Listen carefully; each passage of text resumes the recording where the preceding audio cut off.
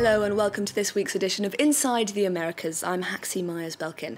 Coming up in the show, a huge surge in the number of Haitians crossing illegally from America into Canada shines a spotlight on Justin Trudeau's immigration policy.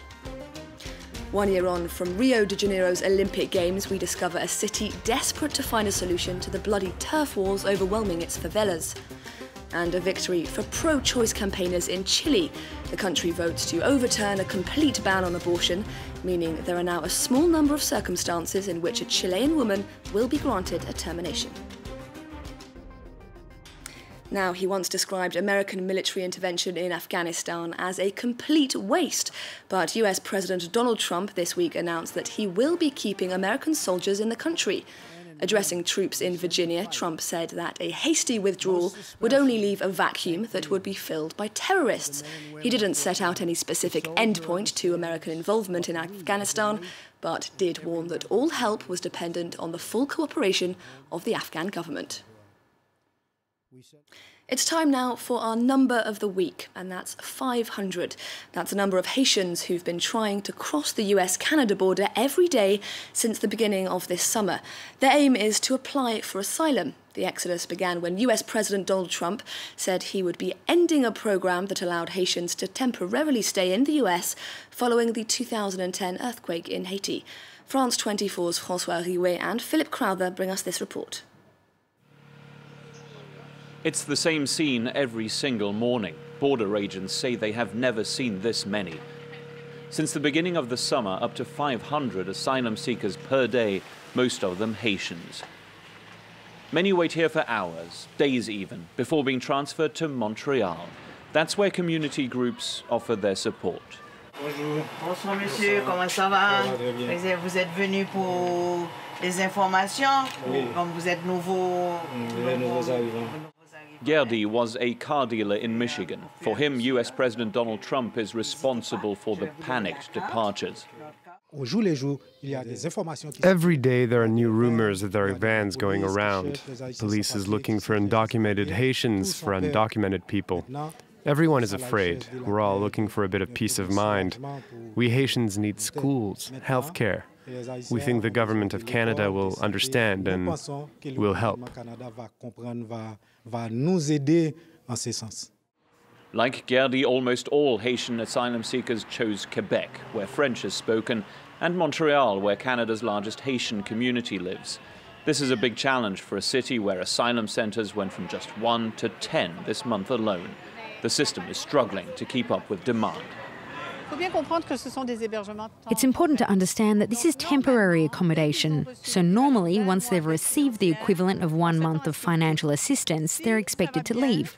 If that works out, if we manage to get them out quickly enough, we'll be able to manage their case for several weeks and maybe for several months. But if their stay was to become permanent, then we'd have to find other ways of dealing with them. Faced with the crackdown on illegal immigration in the US, Canadian Prime Minister Trudeau has put out the welcome mat. But some groups warn this is another case of a politician trying to seduce voters. Mr. Trudeau should demonstrate once and for all that if he promised to welcome people who are rejected by the United States, the first thing, the first gesture of good faith would be to accept those who've been here for at least 4 years, up to 10 years.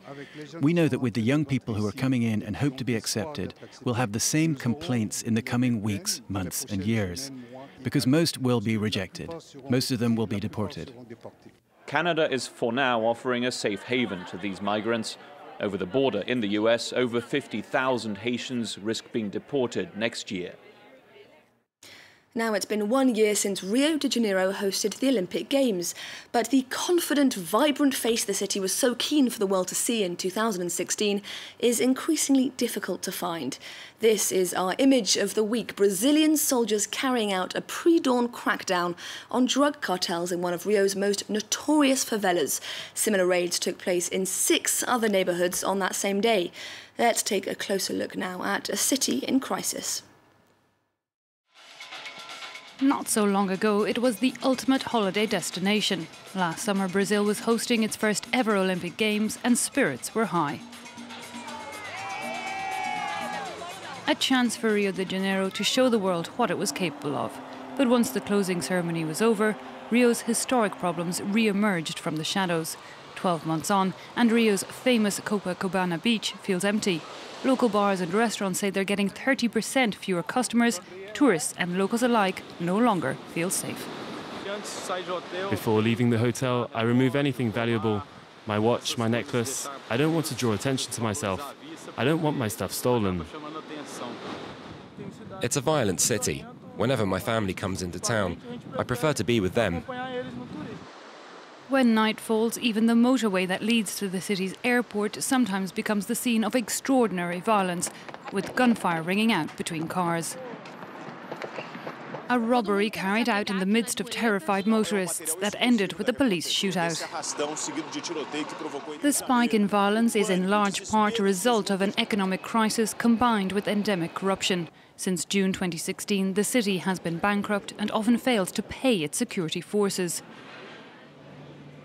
The 50,000 troops deployed during the Games were quickly reduced, something drug cartels didn't fail to notice. The city's favelas now play host to regular turf wars between rival gangs. Civilians often find themselves caught in the bloodshed.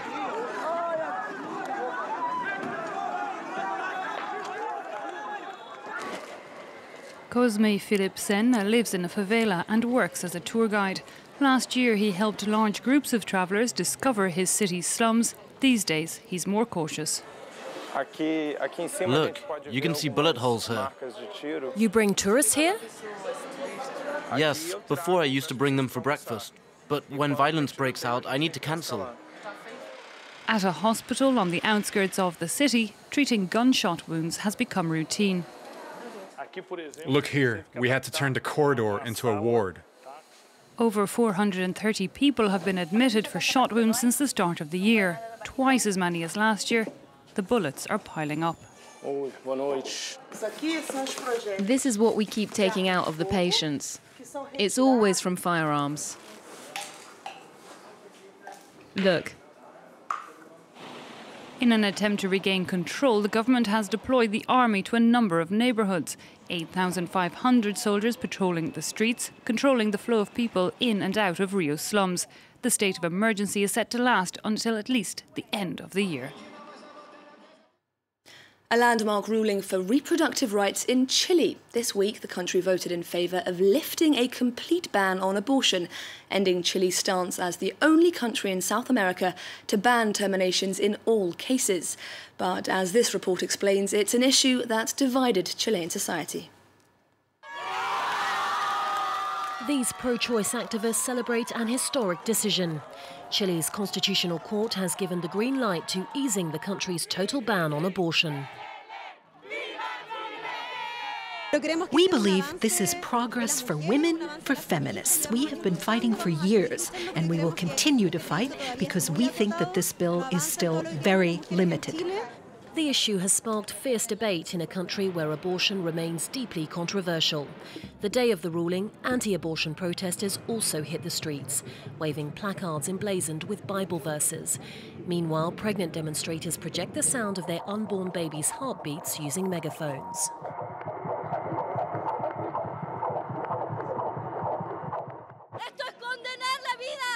This is killing someone who doesn't deserve it, of someone who is not at fault, of someone who is not to blame for people's actions.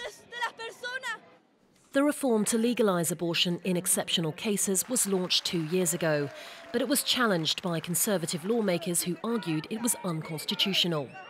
The measure now means terminations are justified after rape, if the mother's life is at risk, or if the fetus is not expected to survive the pregnancy. The Chilean president is a keen supporter of a woman's right to choose. The women of Chile have won or won back a basic right, which is being able to decide for ourselves when we face extreme situations, particularly situations that can be very painful. Despite the risks, anywhere between 30,000 and 70,000 illegal abortions take place in Chile every year. And finally, this week the US saw the first total solar eclipse to span the country coast to coast in 100 years. A total eclipse where the moon entirely blocked out the sun's light could be seen across 14 states. Washington got an 81% eclipse, which President Trump watched, perhaps a little too eagerly from the White House. At one point, he glanced skyward without protective glasses, only for an aide to shout up to him that he shouldn't be looking directly at the sun. Well, that brings us to the end of this week's show. We'll leave you with some images of that astounding eclipse.